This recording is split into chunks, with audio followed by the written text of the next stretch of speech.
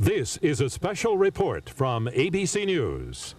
Good afternoon. I'm Morton Dean, ABC News, New York. The last American hostage is free. That's Terry Anderson, out of the hands of the Islamic Jihad and now out of Lebanon. He's in Syria in the hands of American officials. He's at the Syrian Foreign Ministry in Damascus, and he's expected to have something to say, if not soon, then later on today. Anderson was the Associated Press chief Middle East correspondent. He was in the 7th year of captivity, 2,454 days. The longest held Westerner. He was abducted March 16th, 1985. Let's try and hear, if we can, determine what he's saying.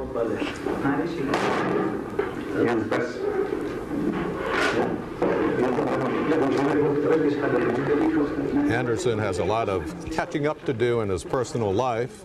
His daughter was born just 3 months after he was abducted. She is now 5 years old.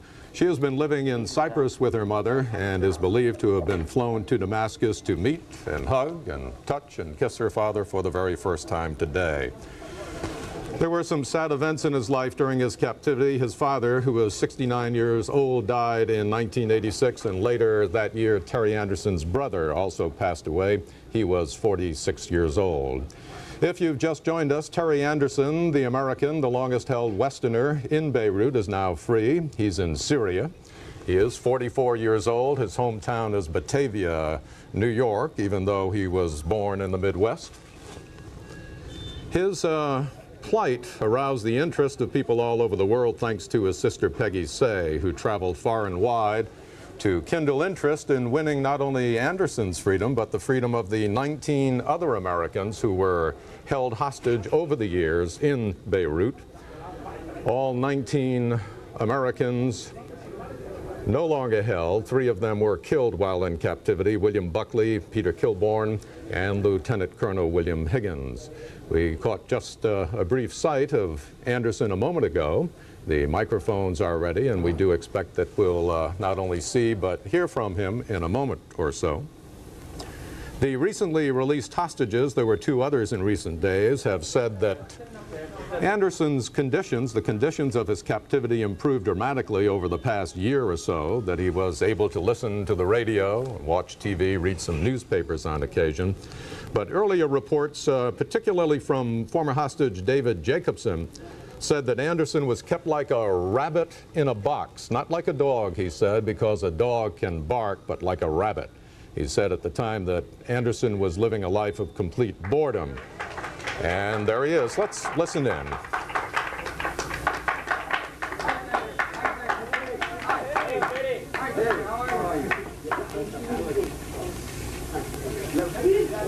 Daddy, Robert. I'm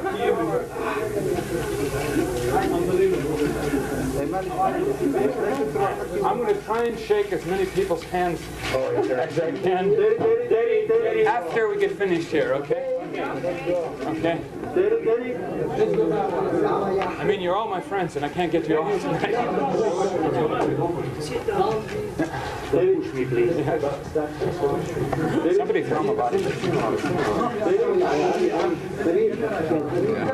Well, looks well, but who knows what scars we cannot see after 6.5 years in captivity in Lebanon.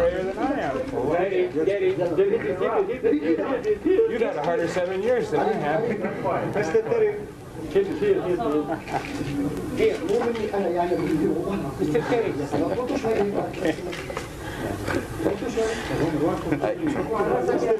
أيها السيدات والسادة، نلتقي لليوم الثالث على التوالي which translates into the Islamic Holy War, هي الإفراد a Shiite Muslim group linked to the Hezbollah, the umbrella group that held all of the American hostages. This is the Syrian Deputy Foreign Minister, I believe. يكون قد أغلق ملف الرهائن الأمريكيين وذلك بفضل جهود الإنسانية. This is the way it's been for most of the other Western hostages who have been released. Syria, pleased to have been able to help, eager to restore full relations with all the Western nations, playing an important role in the release of almost, if not all, of the Western hostages.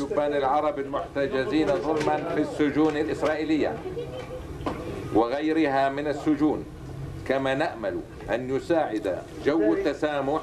While all the Americans are now out of Lebanon, 2 Germans continue to be held hostages, and possibly an Italian who has been reported missing and is believed to have been killed. على حريته التي عاد إليها بجديد وأهنئ عائلته وأرجو أن يلقاها بخير وأن تتمتع بلقائه. The foreign minister is saying that Syria congratulates Anderson upon his freedom. Here we meet for the 3rd successive day on a happy occasion, the release of another hostage, Mr. Terry Anderson. With the release of Mr. Anderson, the file of American hostages is closed. And this is thanks to the humane efforts exerted by Syria on the instructions of His Excellency President Hafez al-Assad. We hope that the 2 German hostages held in Lebanon will soon be released. We also hope that all the Arab prisoners unjustly held in Israeli and other prisons will be soon released. We hope that the prevailing atmosphere of tolerance will help settle all issues related to the file of hostages. Finally, I congratulate Mr. Anderson for regaining his freedom and congratulate his family for joining them again, thus putting an end for their pain and anxiety. Thank you, sir. Mr. Anderson, it is a great sense of satisfaction and joy that I'm conveying to you, Mr. Perez de Cuellar, warmest welcome to freedom. That's the UN representative who has helped negotiate the release of several of the Western hostages, John Domenico Pico, a representative of the UN Secretary General. Much has been done. He played a key role over the past several months. Humanitarian problems of the hostages and others. It's like any political event. Everybody has to have his say, his moment on camera. Much, however, remains to be done. As we rejoice tonight with the developments of the last 4 days, I pledge the commitment of the Secretary General of the United Nations and his staff to pursue these efforts aimed at closing this sad chapter. Mr. Anderson, your freedom is a victory for all. Welcome back. Thank you, sir. I'm very grateful to you. Please, yes. Could you come forward? On this joyous occasion, Terry Anderson has returned to freedom, and he is shortly to be reunited with his loved ones and his friends, the U.S. ambassador, who have kept the faithful vigil day after day and year after year in anticipation of this happy moment. On behalf of President Bush and Secretary Baker, I want to express our thanks to the many parties whose continuing efforts are leading to humanitarian actions such as Terry's release today. These parties include President Assad and the government of the Syrian Arab Republic, as well as the personal representative of UN Secretary General Perez de Cuellar, Mr. Don Domenico Pico. Our happiness tonight does not, however, signal the end of this human tragedy. Many in the region remain in detention outside the legal process, and we call again for their immediate release. At the same time, we seek a full accounting of those who have died in captivity and the prompt return of their remains to their families. I join Mr. Shakur and Mr. Pico in welcoming Terry among us, and I look forward to speeding his reunion with family and friends. Thank you, Mr. Please, yeah.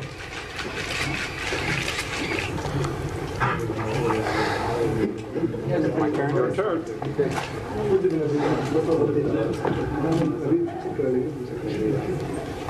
Oh, you can't imagine how glad I am to see you. I've thought about this moment for a long time, and now it's here, and I'm scared to death. I don't know what to say. I have, of course, to thank the Syrian, the Lebanese, and the Iranian governments for their cooperation and their work in helping to free so many hostages recently. I feel the deepest gratitude to Mr. Pico and the Secretary General. I don't know how to express it. I mean, thanks just doesn't cover it. Your support, all my colleagues, journalists, has been very important. I've heard so many things over the years on the radio and in a few magazines and newspapers we've gotten about your work for me. And again, I just can't say how grateful I am. Also, the thousands and thousands of people whom I don't know, never met, don't know me, whom I know have been working and praying for us all, for all the hostages. Your support, your prayers were important. They made a big difference. They made a difference to us in some very dark times. My family, of course, my incredible sister Peg, I will be thanking shortly myself and personally. There are a couple of you I'd like to mention individually, obviously. Where's the BBC man? Ah, here someplace? Didn't make it. Couldn't make it, huh? Well, after all the wonderful things that Tom and Terry said about the BBC, I suppose I should be a little critical and a little niggly here and there. Haven't got the heart for it. Spent a lot of time listening to the radio recently, most of the time to the BBC. Your news coverage has always been superb. My special thanks to the Outlook team, Barbara Myers, John Tidmarsh, and John Waite, for the many times and the much effort they spent to bring me messages from my family and my friends, and often their voices, and that was very, very important. Also like to thank my Lebanese colleagues in the television and newspapers both, because each year they brought a message to me from my family on my birthday, at Christmas, sometimes elsewhere. And they did this in the midst of their own terrible troubles. And that shows a depth of concern and support that, again, I just keep saying, I'm very grateful. I'm grateful to you all, to everyone. We'll niggle a little bit. I was never a Marine captain. I was a Marine staff sergeant. I'm very proud to have been that, by the way. I spent the afternoon, interestingly enough, playing solitaire by candlelight and listening to the BBC reporting on my progress toward Damascus.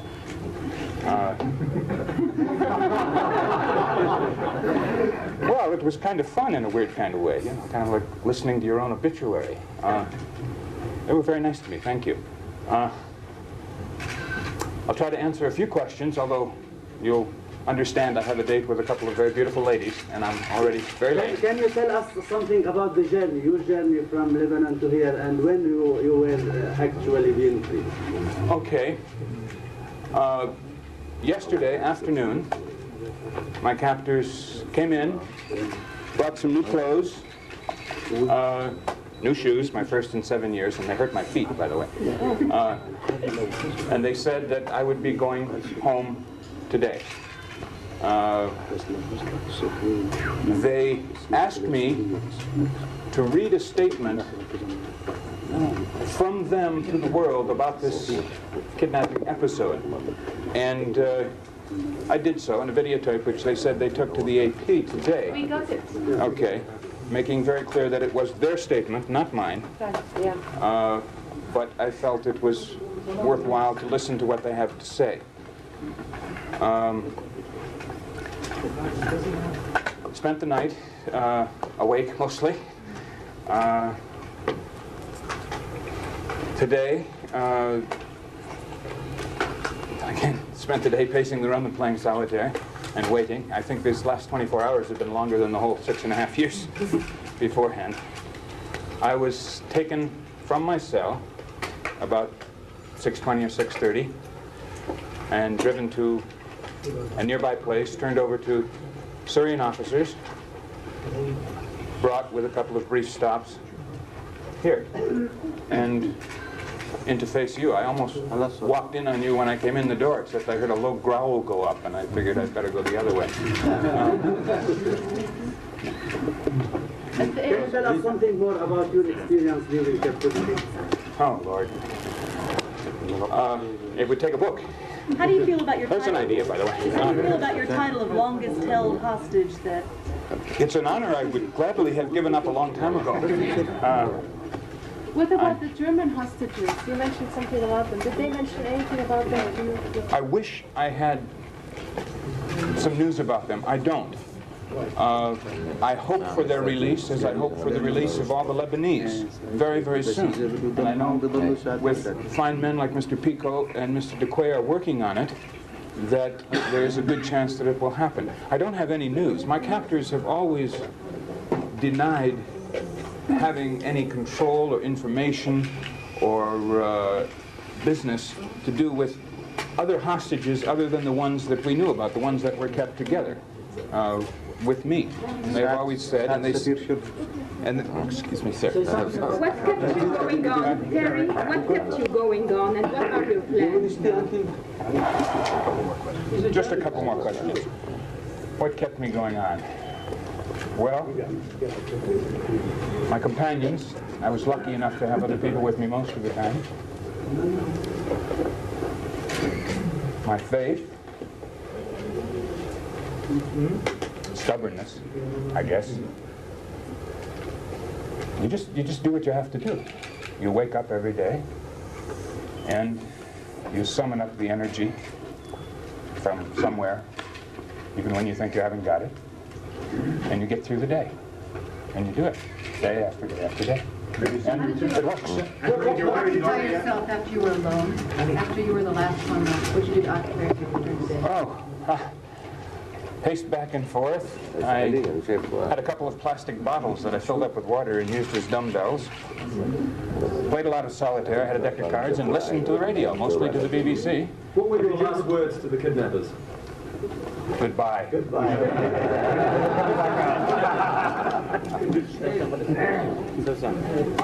Well, Terry Anderson is free. He speaks from Syria after leaving Lebanon early today. His sense of humor certainly is alive, and he's remarkably cogent and coherent for a man who was held as a captive for more than 6.5 years, 2,454 days. When asked what kept him going, one of the terms he used was stubbornness, and that was something we heard from some of the other released hostages who said that Terry was a very stubborn man and helped all of them who came in contact with him survive the ordeal. Anderson said he now has a date with two very beautiful women. One is his 5-year-old daughter. He has not seen her before today, and the other is his daughter's mother. He'll be flown to Frankfurt, Germany, and then moved to the military hospital in Wiesbaden someday soon for medical and psychological testing. And we'll have the complete report on today's remarkable event on World News Tonight with Peter Jennings. I'm Morton Dean, ABC News, New York. This has been a special report from ABC News.